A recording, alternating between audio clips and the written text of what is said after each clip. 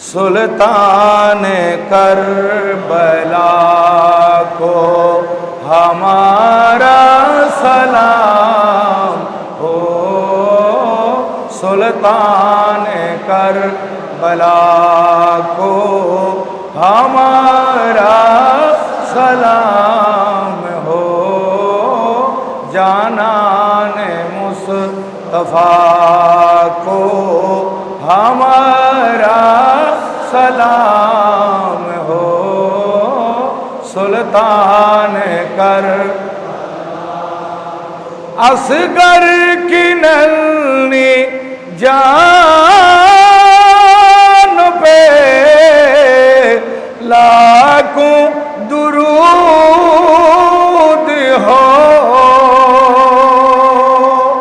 मासूम बेखता को, मासूम बेखता को हमारा सलाम हो, सुल्तान करबला को हमारा सलाम हो, सुल्तान अकबर से नौजवान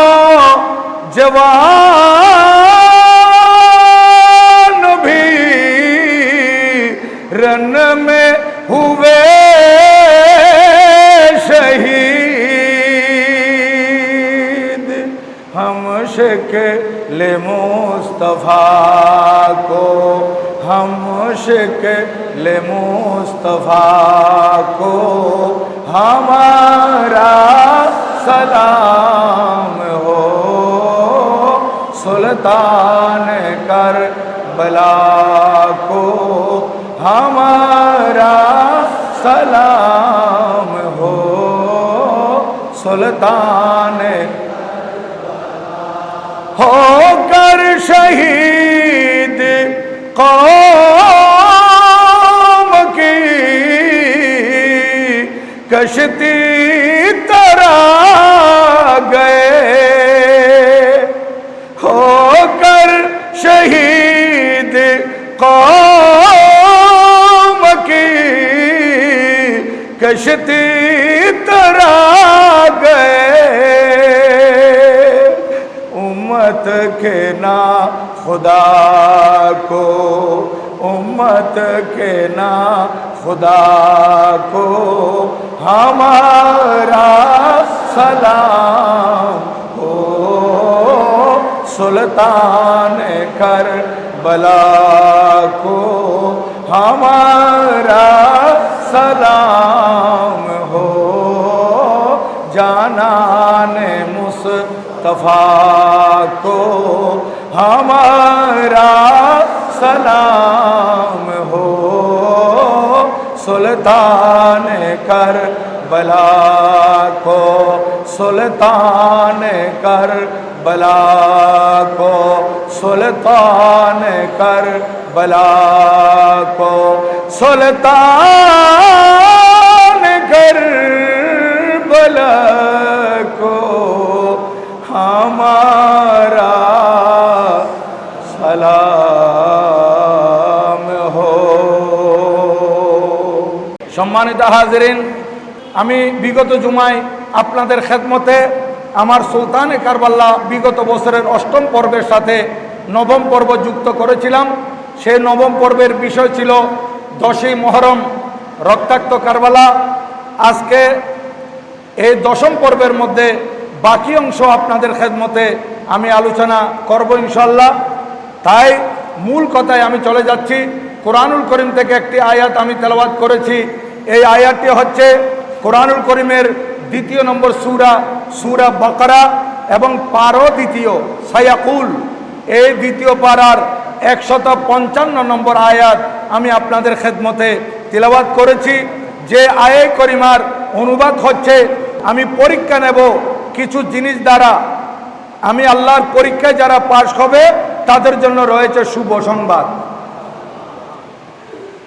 আমি আল্লাহ পরীক্ষা নেব, এই পরীক্ষার মধ্যে ধৈর্য ধারণ করতে হবে, এই পরীক্ষার মধ্যে সবর করতে হবে। যারা সবর এবং ধৈর্যের মাধ্যমে আমার পরীক্ষায় উত্তীর্ণ হবে তাদের জন্য শুভ সংবাদ। সেই জিনিসগুলো কি? আল্লাহ পাক বলেন মিনে বয়ানিয়া বলা হয় আরবি গ্রামার মতে মিনাল খাউফে ওয়াল জুয়ে ওয়া নকসিম মিনাল আমওয়ালি ওয়াল আনফুসি ওয়াস সামারাত। 5টি জিনিসের কথা বলা হয়েছে। 1 নম্বর হচ্ছে ভীতি, ভয় দ্বারা পরীক্ষা করবেন। ওয়াল জু, ক্ষুধা দ্বারা পরীক্ষা করবেন। ওয়া নকসিম মিনাল আমওয়াল, এবং মালের ক্ষয়ক্ষতির মাধ্যমে পরীক্ষা করবেন। ওয়াল আনফুস, এবং জানের ক্ষয়ক্ষতির মাধ্যমে আল্লাহ পাক পরীক্ষা করবেন। ওয়াস সামারাত, এবং ফলাদি যে ফল আপনারা লাগিয়েছেন, যে ফ্রুট বাগান আপনারা করেছেন, যে শস্য ক্ষেত আপনারা করেছেন, এগুলো নষ্ট করে দিয়ে আমার আল্লাহ পরীক্ষা করবেন। আল্লাহ পাক বলবেন ওয়াবাশশিরিস সাবিরিন, মাহবুব নবী আপনি সুসংবাদ দিয়ে দিন, যারা আমার এই পরীক্ষার মধ্যে ধৈর্য ধারণ করবে তাদের জন্য রয়েছে শুভ সংবাদ। আপনারা জানেন মানুষ কয়েকটি জিনিসকে ফিতরিভাবে জন্মগতভাবে ভালোবাসে। একটি মাতৃভূমি, 2 নম্বর টাকা পয়সা, 3 নম্বর সন্তান, 4 নম্বর নিজের জীবন। তাহলে মাতৃভূমির মহব্বত আছে, টাকার জন্য মাতৃভূমি ত্যাগ করতেছে, বিদেশে চলে যাচ্ছে টাকা ইনকাম করার জন্য। টাকা থেকে সন্তানের মহব্বত বেশি, যার কারণে অনেক কষ্ট অর্জিত টাকা সন্তানের জীবন বাঁচানোর জন্য বিয়ে করতেছে। আবার সন্তানের জীবন থেকে নিজের জীবনকে প্রাধান্য বেশি দেয়। কিন্তু আমার ইমামে আলী মকাম সৈয়দুল সোহাদা শহীদ দস্তে কারবালা ইমামে হুসাইন আলাইহিস সালাম নিজের মাতৃভূমি ত্যাগ করেছিলেন। মদিনায়ে পাক মাতৃভূমি ত্যাগ করে আসছেন কোথায়? কারবালার ময়দানে। সেইখানে ইমামে আলী মকাম মদিনায়ে পাক থাকা অবস্থায় মানুষ রসুলে পাক সাল্লাল্লাহু আলাইহি ওয়াসাল্লামের দৌহিত্র হিসেবে কত মহব্বত করত, কত ভালোবাসত, হাদিয়া তোফা দিত, এগুলো ত্যাগ করছে।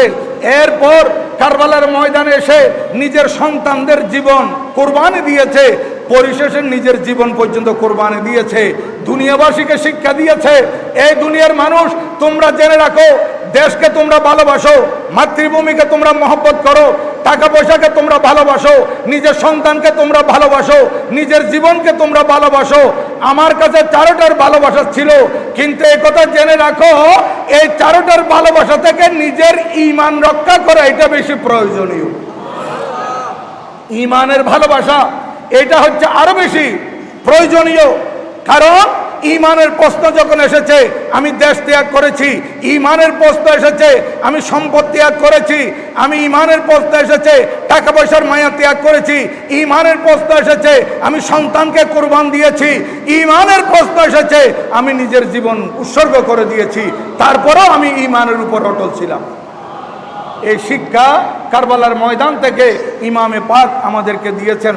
যাই হোক মুসলমান, বিগত জুমা আমি বলেছিলাম হযরতে সৈয়দনা আব্বাস আলমবরদারে কারবালা রাদিয়াল্লাহু তাআলার শাহাদত পর্যন্ত ঘটনা, কিন্তু 2 জনের শাহাদত এই বয়ানের মধ্যে বাদ পড়েছিল। ওই 2 জন হচ্ছেন হযরতে সৈয়দনা ইমামে হুসাইন রাদিয়াল্লাহু তাআলার আপন ভাগ্নে হযরতে ইমামে আউন এবং ইমামে মুহাম্মদ রাদিয়াল্লাহু আনহুমা। এরা কিশোর ছিল, এর বড় ছিল না বেশি। এরা মামার কাছে আসছে।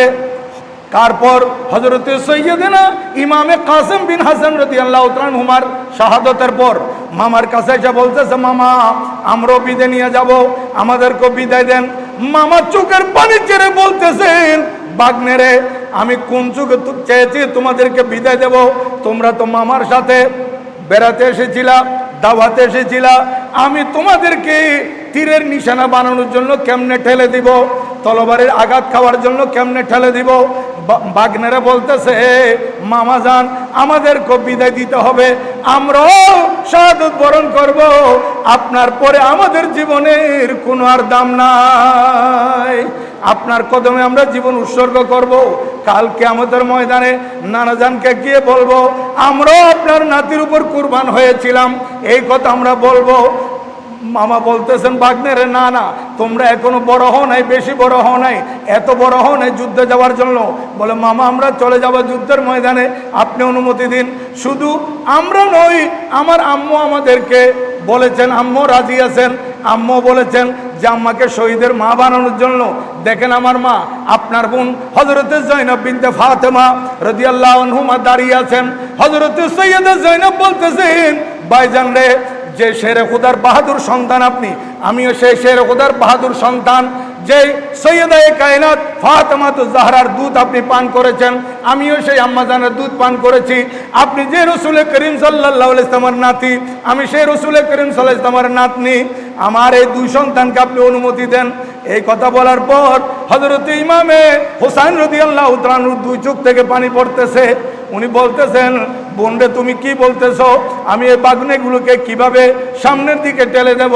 বলে, ভাইজান, আপনি আমার এই দুই সন্তানকে যুদ্ধের জন্য অনুমতি দিয়ে দেন। কাল কিয়ামতের ময়দানে আমি নানাজানকে বলবো, নানাজান, আমার দুইটা লাল আপনার নাতির কদমে কোরবান করেছিলাম।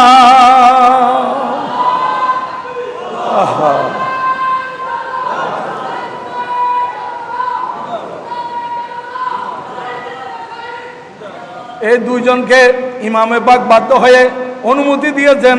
দুইজন এই ছোট্ট ছোট্ট মাসুম বাচ্চা, এরা তো কিশোর ছেলে, এরা তো এখনো পর্যন্ত 3 দিন খানা নাই, পানি নাই, কিন্তু তাদের ভিতর রুহানি পাওয়ার এত বেশি ছিল। এরা দুইজন একটা ঘোড়ার মধ্যে পিঠে হয়ে বসে দীর্ঘক্ষণ যুদ্ধ করেছিল, জালেমদের সাথে যুদ্ধ করে শেষ পর্যন্ত এই দুইজন শাহাদাত বরণ করেছেন। ইন্না লিল্লাহি ওয়া ইন্না ইলাইহি রাজিউন। শহীদ হওয়া মাত্র জালেমরা, এই শহীদ যারা হচ্ছেন, তাদের মাথা মুবারকগুলো দর থেকে বিচ্ছিন্ন করে মাথাগুলো নিয়ে যায়, দরগুলো ফেলে যায়। এই দুইটা ছোট্ট ছোট্ট ধর ইমামে আলী মকাম তাবুতে নিয়ে আসছেন। তাবুতে নিয়ে এসে বলতেছে, বোন জয়নাব, দেখো তোমার ইচ্ছা পূরণ হয়েছে। হযরতে সৈয়দা জয়নাব মাথার কাপড় টেনে এই দুই সন্তানের এই ক্ষতবিক্ষত লাশ দেখে চোখের পানি ফেলে বলতেছে, যদি কাশ তোমাদের জায়গায় আমি হতে পারতাম। আর সন্তান রে, আমি মা তোমাদের উপর সন্তুষ্ট, তোমরা আমাকে শহীদের মা বানিয়েছো, কাল কিয়ামতের ময়দানে আমাকে শহীদের মা বলে ডাকবে। এই দুজনের শাহাদাতের পর হযরত আব্বাস রাদিয়াল্লাহু তাআলা শাহাদাত।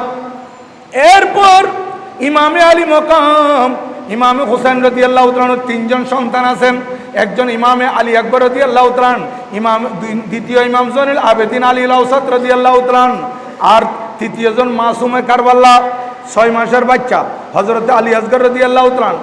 ইমামে আলী মাকাম বলেন, আমার এই 3 সন্তান আছে, এদেরকে আমি কেমনে বিদায় দেব? নিজের তৈরি নিচ্ছেন। এমত অবস্থায় হযরত ইমামে আলী আকবর রাদিয়াল্লাহু তাআলা কদমে পড়লেন, আব্বাজান, আপনি কোথায় যাবেন? আমি তো এখনো বেঁচে আছি, আমি ওই পথে চলে যাব যে পথে আমার চাচাজান চলে গেছেন, আমি ওই পথে চলে যাব যে পথে আমার ভাইয়েরা চলে গেছে, আমি ওই পথে চলে যাব যে পথে আপনার সঙ্গী সাথীরা চলে গেছেন। আমিও নানাজানের কাছে গিয়ে বলবো, দাদাজানের কাছে গিয়ে বলবো, দাদাজান, আমি আপনার নাতির উপর কুরবান হয়ে এসেছি। আজকে 3 দিন পর্যন্ত খানা নেই, পানি নাই, অস্থির হয়ে আছি। আব্বাজান শাহাদাতের সুদা পান করার জন্য বেকুল হয়ে আছি, আমাকে অনুমতি দিন। ইমামে আলী মাকাম ইমামে হোসেন রাদিয়াল্লাহু তাআলা নিজের এই 21 বছরের নওজোয়ান সন্তানকে বক্ষের সাথে জড়িয়ে ধরে বলতেছেন, বাবারে, তুমিও কি চলে যাবে? বলে, হ্যাঁ, আমাকে আগে অনুমতি দিন, আমি চলে যাব। হযরত সৈয়দনা ইমামে আলী আকবর রাদিয়াল্লাহু তাআলার মাথার উপর পাগড়ি পরিয়ে দিলেন।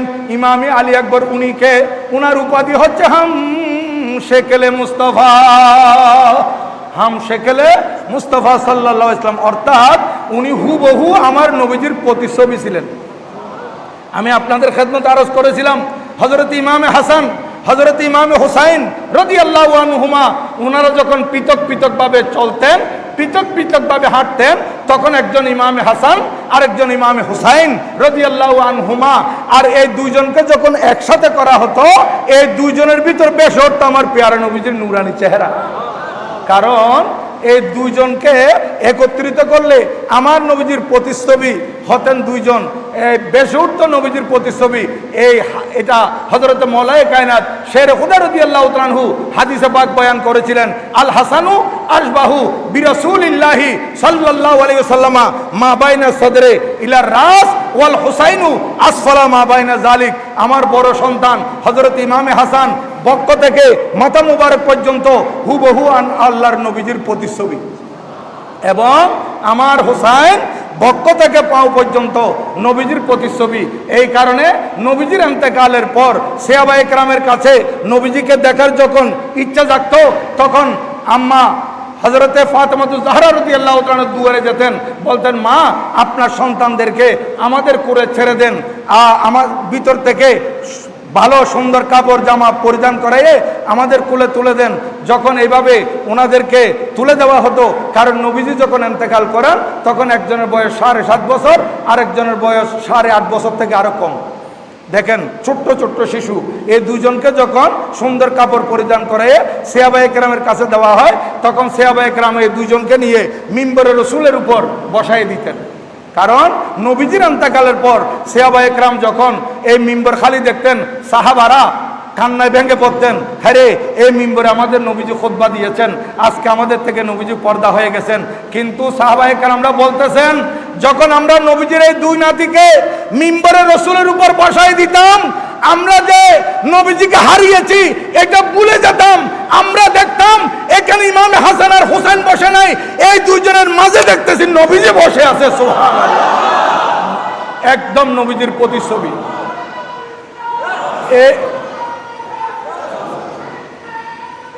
জিন্দাবাদ। এই দুইজন আমার নবীজির প্রতিচ্ছবি ছিলেন।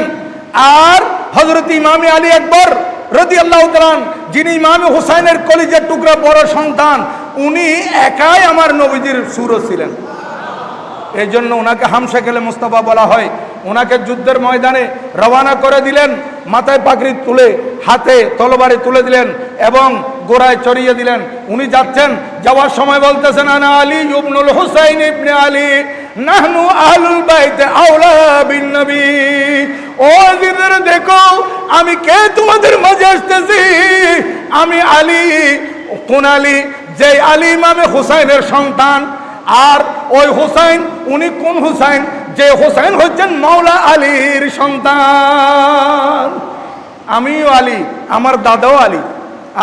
হযরত মাওলা আলী শের খুদা রাদিয়াল্লাহু তাআলা আনহু, ওনার কেমন বৈশিষ্ট্য দেখেন, ওনাকে যেদিকে দিবেন সেইখানে একজন হযরত আলীকে পাবেন রাদিয়াল্লাহু তাআলা। যেমন দেখেন, আপনি যদি বলেন 4 জন খলিফা, 4-এর ভিতরে একজন হযরতে আলী রাদিয়াল্লাহু তাআলা। যদি বলা হয় 5 পঞ্জতন, 5 পঞ্জতনের মধ্যে একজন হযরত আলী রাদিয়াল্লাহু তাআলা। যদি বলা হয় আশারায়ে মুবাশশারা 10 জন, যাদেরকে নবীজি বেহেশতের সুসংবাদ দিয়েছেন, সেখানে একজন হযরত আলী রাদিয়াল্লাহু তাআলা।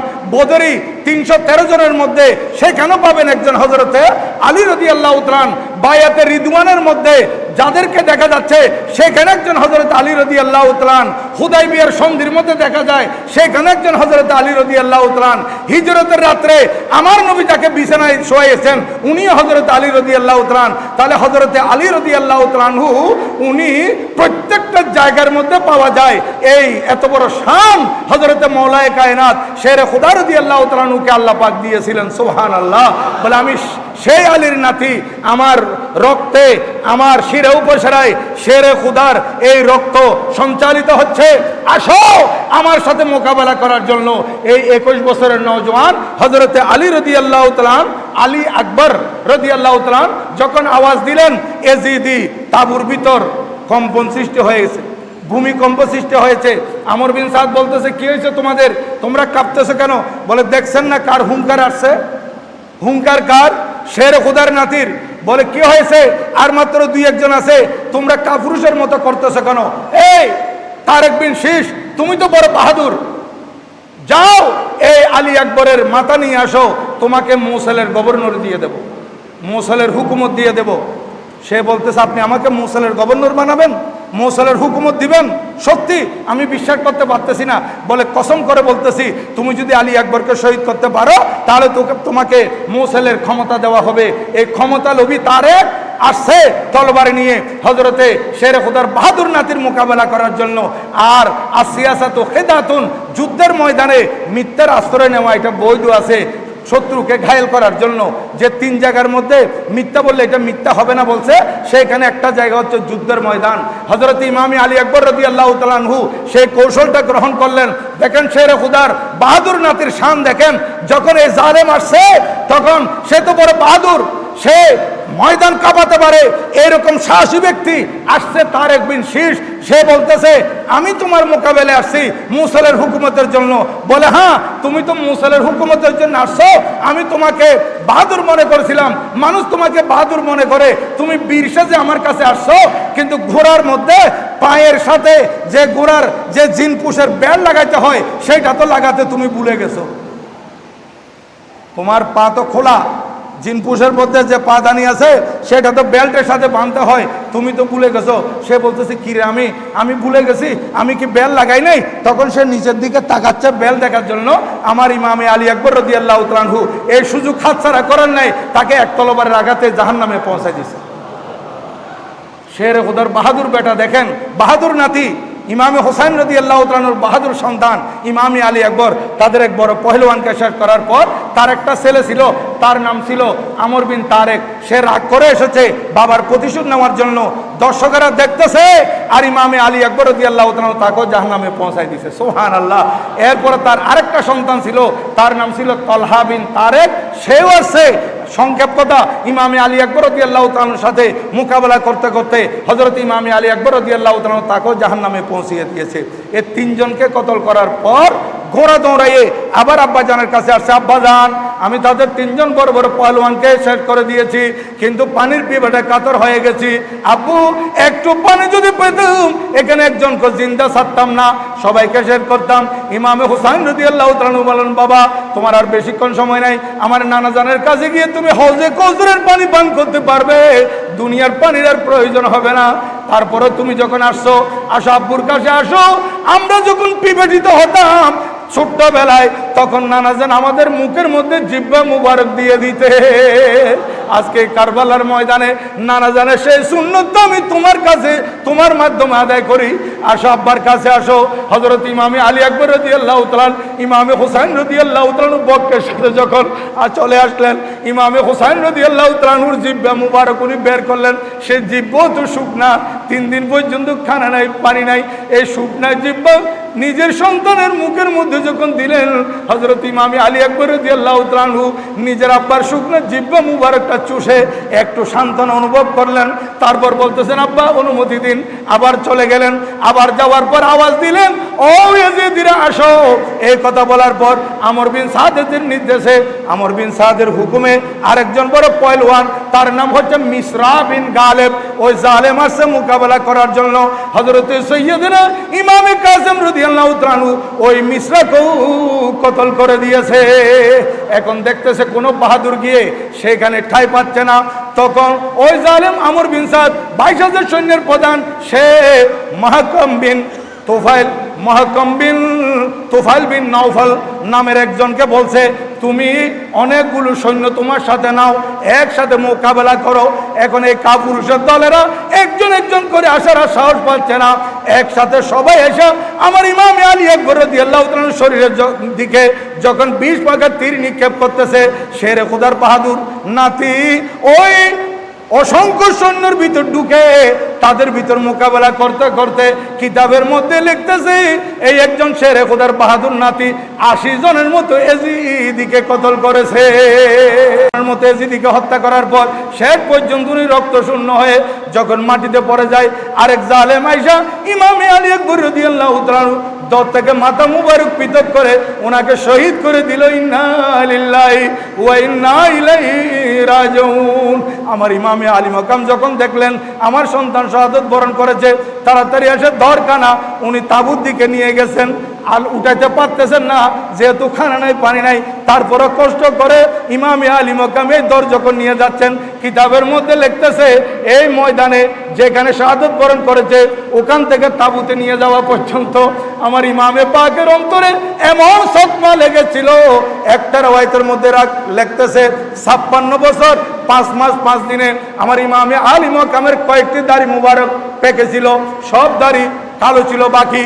কিন্তু এই নুরানি সন্তান হযরত ইমামে আলী আকবরের শাহাদাত আমার ইমামে হুসাইনের অন্তরে এমন দাগ কেটেছিল, উনি এই সন্তানের দর উঠায়ে কারবালার ময়দান থেকে তাবুতে নিতে নিতে একটা দাড়ি মুবারক কালা ছিল না, সব সাদা হয়ে গিয়েছিল। দাড়ি মুবারক চুল মুবারক সাদা হয়ে গেছে। আর হযরতে সৈয়দনা ইমামে আলী আকবর রাদিয়াল্লাহু তাআলা আনহুর লাশ দেখে ফুফি হযরতে যায়েনব বিনতে ফাতেমা রাদিয়াল্লাহু আনহুমা কান্নায় ভেঙে বললেন, বাতিজারে, এই জালেমেরা নবীজির নকশাটাও শহীদ করে দিয়েছে। তুমি তো আমার নানাজানের প্রতিচ্ছবি ছিলা, তারা সেটাও রাখে নাই, তোমাকে শহীদ করে দিয়েছে। বাতিজারে, এদের বিচার আল্লাহর দরবারে হবে। হযরতে বিবি শহরবানু এই আলী আকবর রাদিয়াল্লাহু তাআলার মা, উনিও কান্নায় ভেঙে বললেন। শেষ পর্যন্ত হযরতে ইমামে হুসাইন রাদিয়াল্লাহু তাআলা যুদ্ধের ময়দানে যাওয়ার জন্য প্রস্তুতি নিলেন। দেখতেছেন নিজের সন্তান হযরত ইমামে জয়নুল আবেদিন রাদিয়াল্লাহু তাআলা, উনি 15 বছরের কিশোর, উনি কাঁপতেছেন, প্রচণ্ড জ্বর ছিল। জ্বরে উনি বসতে পারতেছেন না, শুয়ে আছেন, কিন্তু উনি লাঠি ভর করে দাঁড়িয়ে গিয়েছেন, কাঁপতেছেন। আব্বা, আমিও চলে যাব, আমি কেন আপনার পরে বেঁচে থাকবো? আমি আর বেঁচে থাকতে চাই না, আমাকে অনুমতি দিন, আমি ওইদিকে চলে যাব। আমার ইমামে আলী মাকাম বললেন, বাবারে, আমার থেকে অনুমতি নিয়ে নিয়ে তো সবাই গেছে, আমি দিতে চাই নাই, তারপর আমাকে বাধ্য করেছে অনুমতি দেওয়ার জন্য, কিন্তু আমি তোমাকে অনুমতি দিতে পারবো না। তুমিও যদি শাহাদাত বরণ করো, কিয়ামত পর্যন্ত মানুষ নানা জানের আওলাদ কেমনে দেখবে? আমি দোয়া করি তুমি বেঁচে থাকো, তোমার মাধ্যমে আমার নানা জানের আওলাদের সিলসিলা জারি থাকবে। আজ আমরা শাহিনশাহ সিরকুট হুজুর কেবলা বানিয়ে জামিয়া গৌসে জামাত সৈয়দি মুর্শিদ আল্লামা সৈয়দ আহমদ সিরকুটি রাদিয়াল্লাহু তাআলা আনহুকে দেখতে পেয়েছি। অর্থাৎ আমি না দেখলে আমাদের পূর্ববর্তীরা দেখেছে। সিরকুটি রাদিয়াল্লাহু তাআলা আনহুকে হুজুর গৌসে জামা বানিয়ে জশ্নে জুলুস ঈদে মিলাদুন নবী সাল্লাল্লাহু আলাইহি সাল্লামকে আমরা দেখেছি। বর্তমান হুজুর কেবলাকে দেখতেছি, পীরে বাঙ্গাল হুজুর কেবলাকে দেখতেছি, শাহজাদা হুজুরগণকে দেখতেছি। এই আওলাদের রাসূল আমরা আওলাদের রাসূল হিসেবে দেখতেছি একমাত্র ওই কারবালার ময়দান থেকে ফেরত আসা হযরত ইমাম জয়নুল আবেদিন রাদিয়াল্লাহু তাআলা আনহুর মাধ্যমে। আমার ইমামে হুসাইন রাদিয়াল্লাহু তাআলা আনহু বলতেছেন, বাবা জয়নুল আবেদিন আলীউল আওসাদ, তুমিও যদি শহীদ হয়ে যাও, তাহলে আমার নানা জানের উম্মতের আওলাদের রাসূল দেখবে না, হোসেন আওলাদ দেখবে না। তুমি বেঁচে থাকো, তুমি অসুস্থ, আর তুমিও যদি চলে যাও, তাহলে তোমার মা আছে, তোমার ফুফু আছে, তোমার বোনেরা আছে, এদের মোহরম তো আর কেউ থাকবে না, তুমি এদের মোহরম থাকবে।